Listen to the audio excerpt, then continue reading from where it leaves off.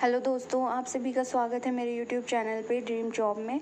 अगर आप इस चैनल पर नए हैं तो इस चैनल को लाइक कीजिए, शेयर कीजिए, सब्सक्राइब कीजिए, क्योंकि यहाँ पे आपको ऑथेंटिक इन्फॉर्मेशन मिलती है हर एक वैकेंसी के रिगार्डिंग। तो आज जो मैं आपके लिए वैकेंसी लेकर के आई हूँ वो असिस्टेंट प्रोफेसर की वैकेंसी लेकर के आई हूँ। एंड असिस्टेंट प्रोफेसर की परमानेंट वैकेंसी है, एक सेंट्रल यूनिवर्सिटी है वहाँ से। तो अगर हम बात करें लास्ट डेट की तो वो रहने वाली है 6 सितंबर, यानी अभी आपके पास काफ़ी टाइम है, तो आप इस अप्लाई कर सकते हैं। सबसे पहले सब्जेक्ट्स देख लेते हैं। तो सबसे पहले कंप्यूटर साइंस की एक वैकेंसी है, इकोनॉमिक्स की एक है, इंग्लिश की 2 हैं, जर्नलिज्म की एक है, हिस्ट्री की 2 वैकेंसी हैं, हिंदी की एक है, मैथमेटिक्स की एक है, यानी टोटल कुल मिलाकर के आपकी 9 वैकेंसी जो है ये बन रही है। लास्ट डेट की अगर मैं बात करूँ तो 6 सितंबर रहने वाली है। पे लेवल की अगर हम बात करें तो पे लेवल जो है वो 10 रहने वाला है 7th पे कमीशन के अकॉर्डिंग। एंड परमानेंट वैकेंसी है तो आपकी जो इन हैंड सैलरी आपको मिलेगी वो 1-1.5 लाख रुपए आपको पर मंथ मिलने वाली है। ठीक है, जो ऑनलाइन एप्लीकेशन फॉर्म स्टार्ट हो गए हैं वो 12 अगस्त से स्टार्ट हो गए हैं और लास्ट डेट है वो 6 सितंबर रहने वाली है। तो अभी भी काफ़ी टाइम बचा हुआ है, तो आप अप्लाई कर सकते हैं। ठीक है, एंड बाकी सारा अगर कोई डाउट है तो वो आपको जो है वीडियो के एंड तक बने रहिएगा। मैं आपको बताऊंगी कि कैसे कहाँ से अप्लाई करना है, सारी चीज़ें आपको वीडियो में पता चल जाएंगी। तो वीडियो को एंड तक बने रहिएगा और वीडियो देखिएगा कंप्लीट। ठीक है, तो नेक्स्ट अगर हम बात करें तो आपको मैंने बताया है कि फ़ीस की अगर हम बात करें तो इसमें 500 रुपये जो फ़ीस है वो रहने वाली है जनरल कैटेगरी वालों के लिए। ओबीसी और ईडब्ल्यूएस कैटेगरी के स्टूडेंट्स के लिए जो है वो 500 रुपीज़ जो है वो फ़ी रहेगी। बाकी अगर हम बात करें एससी, एसटी, पीडब्ल्यूडी और विमेन कैंडिडेट्स चाहे किसी भी कैटेगरी की हो, उनके लिए कोई भी जो है फ़ीस नहीं रहने वाली है, यानी उनको कोई भी जो है फ़ीस नहीं लगेगी। दूसरा क्या है कि आपकी जो फ़ी है वो रिफ़ंड नहीं की जाएगी अगर आपका सिलेक्शन नहीं होता है तो। ठीक है, तो ये बेसिक चीज़ है।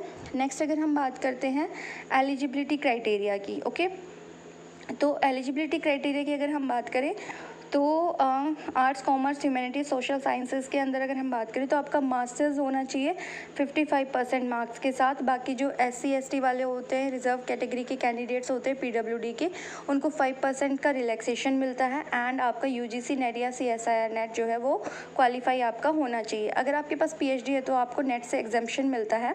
एंड अगर आपने फ़ॉरेन की किसी यूनिवर्सिटी से अगर पीएचडी की हुई है तो जो आपकी यूनिवर्सिटी है वो 500 रैंकिंग के अंदर आनी चाहिए। ठीक है, तभी आप जो है इसके लिए एलिजिबल हैं। ओके, तो बेसिकली जो है आपका मास्टर्स होना चाहिए एंड देन उसके बाद आपका नेट क्वालिफाई होना चाहिए या पीएचडी होनी चाहिए।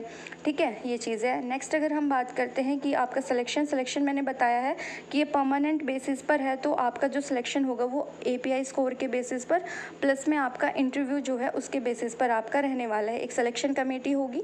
ठीक है, एपीआई स्कोर मैं आपको हर वीडियो में बताती हूँ कि ग्रेजुएशन है तो ग्रेजुएशन में आपके जितने परसेंट है उसके अकॉर्डिंग आपको मार्क्स मिल जाएंगे। ठीक है, फॉर एग्जांपल अगर आपकी 80% और अबोव है तो आपको 21 नंबर मिलेंगे। ठीक है, 60 to 80% है तो 90 नंबर मिलेंगे। ठीक है, इसी तरीके से अगर आपकी पीएचडी है तो उसका आपके 25 मार्क्स मिलेंगे। नेट विद जेआरएफ है तो 10, नेट है तो 8 मार्क्स।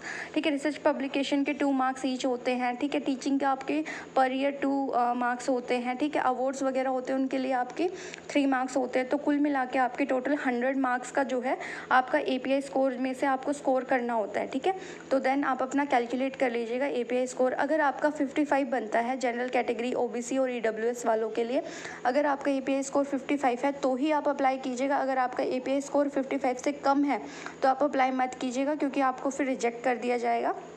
देन उसके बाद जो रिजर्व्ड कैटेगरी के कैंडिडेट्स हैं, एससी, एसटी और पीडब्ल्यूडी कैटेगरी के जो कैंडिडेट्स हैं, उन लोगों को 5 मार्क्स का रिलैक्सेशन मिलता है। तो मतलब उनका अगर एपीआई स्कोर 50 है तो भी वो अप्लाई कर सकते हैं। बाकी जो अनरिजर्व्ड कैटेगरी है, ईडब्ल्यूएस है, ओबीसी है, उनके लिए 55 अगर आपका 100 में से एपीआई स्कोर बनता है तो ही आप अप्लाई कीजिएगा, अदरवाइज़ मत कीजिएगा। ठीक है, आपका जो होगा एपीआई स्कोर के बेसिस पे प्लस में आपका जो है इंटरव्यू कंडक्ट किया जाएगा।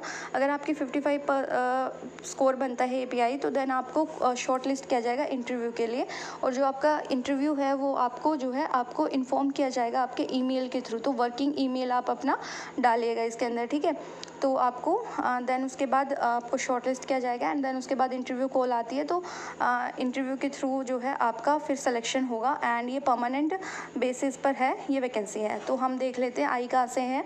ये आई है दिल्ली यूनिवर्सिटी के Delhi college of arts and commerce, ठीक है। तो यानी दिल्ली यूनिवर्सिटी की परमानेंट वैकेंसी है। सबसे पहले आपको क्या करना है, गूगल पे सर्च करना है Delhi college of arts and commerce. अगर आप सर्च करते हैं तो जो है आपको इसकी ऑफिशियल वेबसाइट पर आना है। तो देख लीजिए, आप सबसे पहले गूगल कीजिएगा, देन यहाँ पे दिख रहा होगा आपको ऐसा इंटरफेस ओपन होगा। तो इसमें Delhi college of arts and commerce पर आपको क्लिक करना है, तो इसकी ऑफिशियल वेबसाइट जो है ओपन हो जाएगी, ठीक है।